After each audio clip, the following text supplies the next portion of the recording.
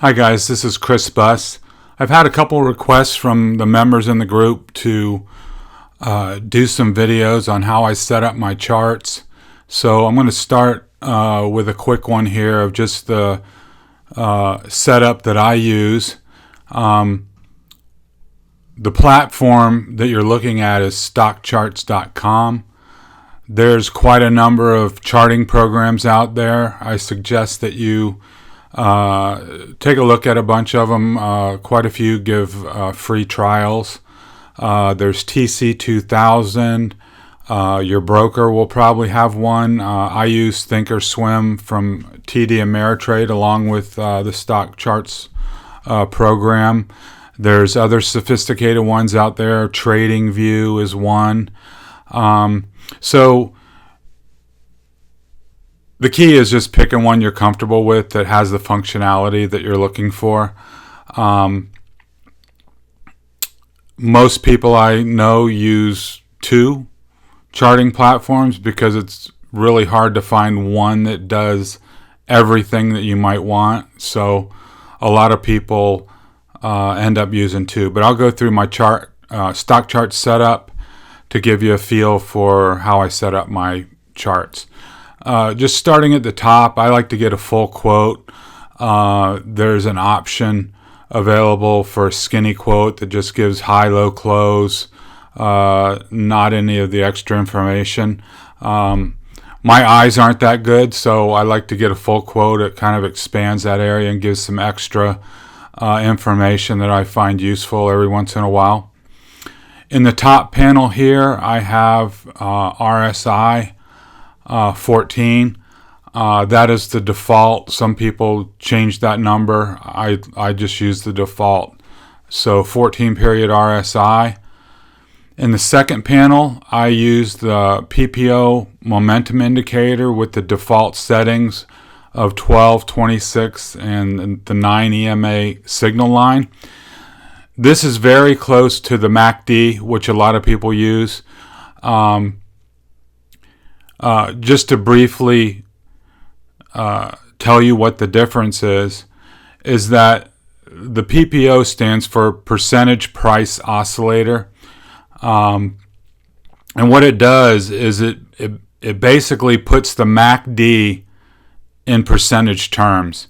And that can be really useful if you're looking back over a long period of time or trying to compare a high-priced stock to a low-priced stock to see where their relative momentum reading is. For instance, if you were to take a long view of Amazon when it was trading at $100 and now it's trading at $1,700, if you did that on the MACD, they're not comparable numbers.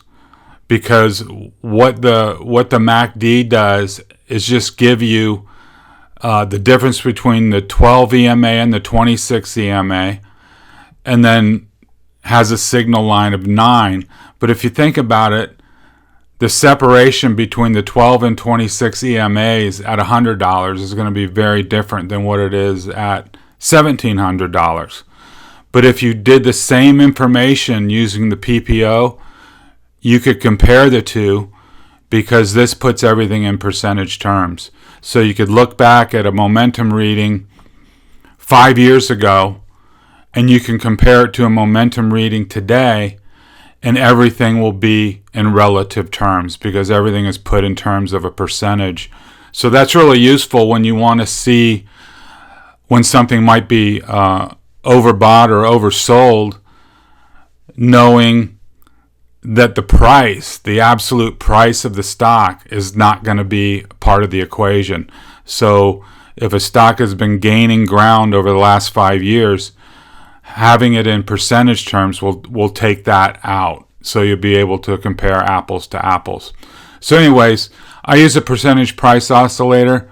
I find it gives a little bit more accurate readings than the MACD. But if you're comfortable with the MACD and it does what you want it to do, stick with it. Here, I get a lot of questions about this, and it's really one of the most important tools that I've found especially trying to find support and resistance, is the volume over price profile. Now in stock charts, the default setting is 12 slices. I've added to that. I find 20 is a lot more usable. Some people use 24, some people use 36. All it'll mean is you'll have more slices and a somewhat smoother profile on this side. But what it does is it gives you value areas. You can see here that there's a lot of trading that's gone on between, say 35 and 41, 42. And then there's a big air gap where there wasn't a lot of trading. And then you'll find another value area down here where a lot of trading took place between, say, 27 and 30. So this is really, really helpful when you're looking for support and resistance and looking for areas in the chart where there are voids where price will move quickly because there hasn't really been a lot of price discovery in these areas.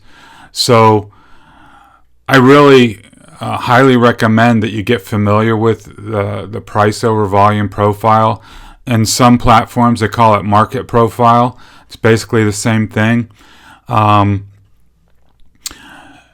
think you'll find it, once you get your eye used to it, you'll find it's really, really helpful. Moving down, these are the EMAs that I use, the 8, 21, 50, and 200. I like the exponential moving averages better than the simple moving averages. In a simple moving average, they're just taking the number of days, adding them all up, and then dividing by the number. So, example, for the 8 days, in a simple moving average, you take the last 8 closes of the stock, add them all together, and divide by 8, and that's your average.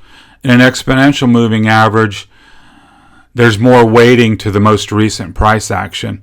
And I think that, for me, it gives a little clearer picture on, where the stock is, especially over a long period of time.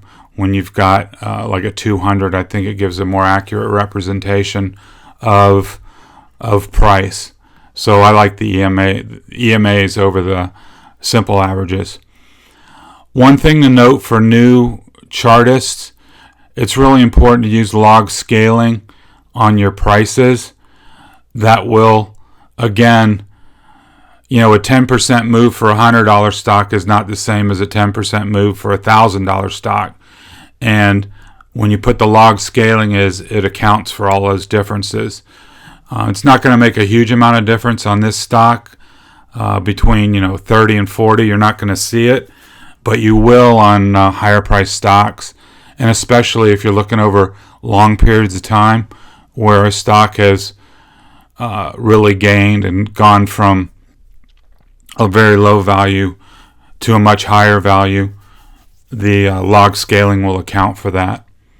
So always make sure your default setting is to log scaling. Moving on down. On this panel, I use it as a flex spot. Sometimes I'll use the ADX, or I'll drop in like full stochastics or something like that. Usually just to take a look at it. So I leave that area for dropping in another indicator if I want to look at something. And then this is an area that I don't often show because it doesn't fit in the video window real well, but it's really important. And what this does in these 3 lower panels is it gives me relative performance against certain benchmarks. So here in this panel here, I have the stock price versus SPY, where I look at the relative performance between that stock and SPY. And if it's rising, it's outperforming. When it's falling, it's underperforming. And then I take that a step further and look at the industry group. So here I have the industry group plotted against SPY, If the industry group is rising, it's outperforming. And then in the last panel, I look at the stock versus the industry group. So if in this panel, the ratio is rising, the stock is outperforming the industry group. So taken together, these panels can give you a picture of not only how the stock is performing, but also how the industry is performing and how that stock is performing against its peers. And I think that gives you a good insight as to, how strong that stock is, both against peers and the market at large. So, for instance, if you saw an industry group that was rising against the market, and then you saw the stock that you were looking at falling against the industry group, that would tell you it was a very weak stock within that industry group. And if you were going for a long idea,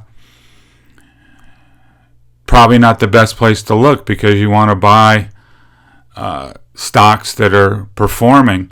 And when you got a stock that's not performing versus its peers, it's just a heads up that it's very weak. And it all speaks to what your trading thesis is.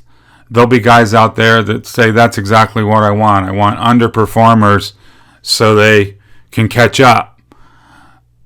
That's one way to look at it. I don't look at it that way personally. I want to buy strength and sell weakness. So if I'm looking for long ideas, I want to get the best industry groups that are outperforming, and then I want to get the best stocks within that industry group. And taken together, these three panels give me that. So that's why I include them on my on each one of my stocks. So that's just a brief look on how I set mine up. I think generally speaking, less is more. You'll see guys that have 12 indicators. I think that just confuses things, because you'll always find conflicting signals the more indicators you use. So if you can gravitate to 1, 2, or 3 technical indicators that you really understand, that you really lean on, I think that's plenty. If you trust it, understand it, know how it works for you, I think you'll be fine. So I'm going to wrap that up with this, and then in the next video, I'll take a deeper dive into using the RSI, the PPO, on making trading decisions. So thanks. Hope it helps. Please reach out if you have any questions. Thank you.